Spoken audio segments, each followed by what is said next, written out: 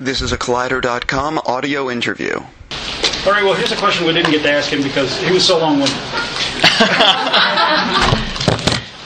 What's the idea about having a relatively handsome young man running around saying he can't get a date?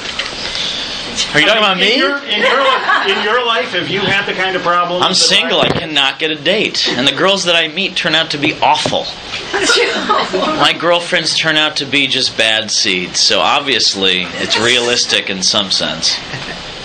So, wait, it's a frank interview. We're going to ask the hard-hitting questions. So you don't have high hopes for the girl with the freckles and the book at the end of the movie? I have very high hopes for her. She's adorable. Yeah. In the first movie, you were saying you were not much of a techie. Have you become any more tech-savvy since the last Even movie? Worse. Even worse. I keep watching this movie over and over again. I just get less interested in technology. Do you own an iPod? I use a Telegram now.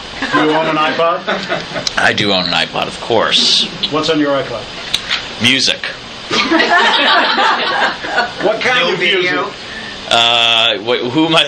All types of music. I'm a huge music nut. So I listen to many, many, many things.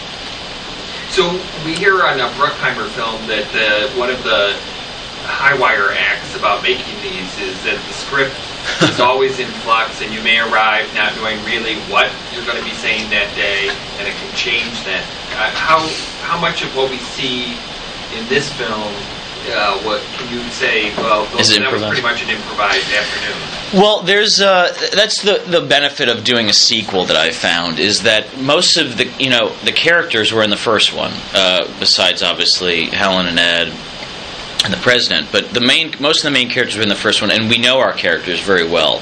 So I know how Riley would react to pretty much every situation, and it's also a testament to Jerry and John in that even with a script that's always in flux, they are not going to release a movie until they feel comfortable that it is a good movie. So if it doesn't work, we're not going to put it in the movie. And when we first got the script in the beginning of the process, all the actors sat around with the filmmakers and they asked us, is there anything that you think should be in this script that's not in there? Is there anything that's in the script that you think doesn't fit? And they sat down with each one of us individually and we told them, and they incorporated most of the things that we came up with. What did you say specifically for Riley? Specifically, my thing was I didn't want it to be boring. I didn't want to, a lot of sometimes the sequels they make, obviously they're making a sequel to make money. Everyone knows that. The first one made a lot of money. People really loved the first one. It's not like people come up to me and say, yeah, that movie was good. They say it's their favorite movie, and it's their kid's favorite movie. So there is a responsibility to make it more interesting and to keep the spirit of the original movie. And when I first got the script for the second one, Riley was pretty much the same thing as the first one. They played on the stereotype of the sidekick, of just throwing out zingers, and I thought it was kind of boring. There was nothing interesting in there for me to do. So I really wanted to see what happened to Riley between the first movie and the second movie. How did the money affect him? What has he been doing? And with a book that he wrote, how can that book affect the storyline?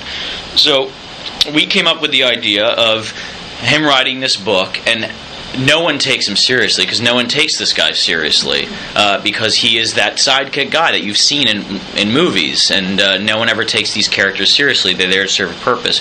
But what if they just stopped for a second to read his book, that it actually helped them solve the mystery?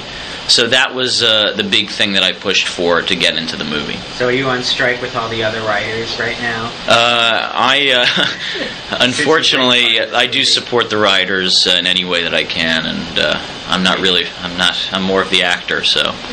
Have you ever had, just like he can't get his friends to read his book, have you ever been in a play or something, your friends just don't show up? They're no longer my friends. Yeah, really? They're no longer my friends. If they don't come and support me, I don't like them anymore. You got to support your friends. What was it like doing all those physical scenes? I know you did your own stunts? I did Nick's stunts also. I did my stunts and I did Nick's stunts. I did Helen Mirren's stunts sometimes too.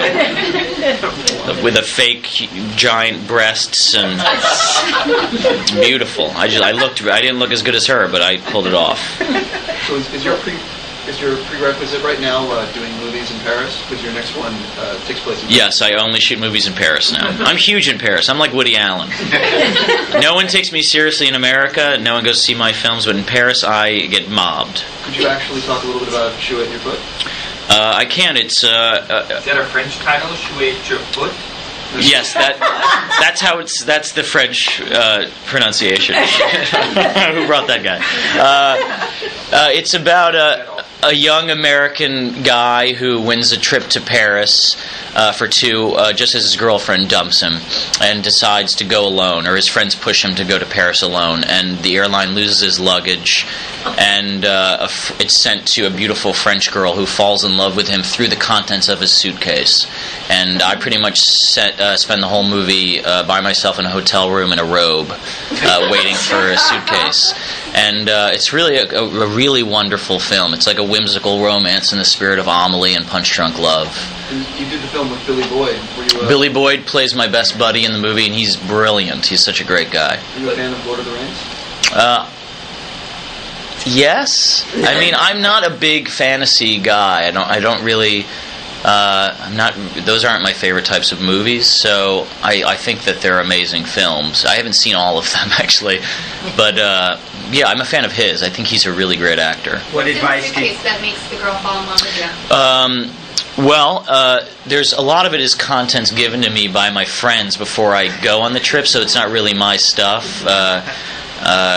There's a Gabriel Garcia Marquez novel, and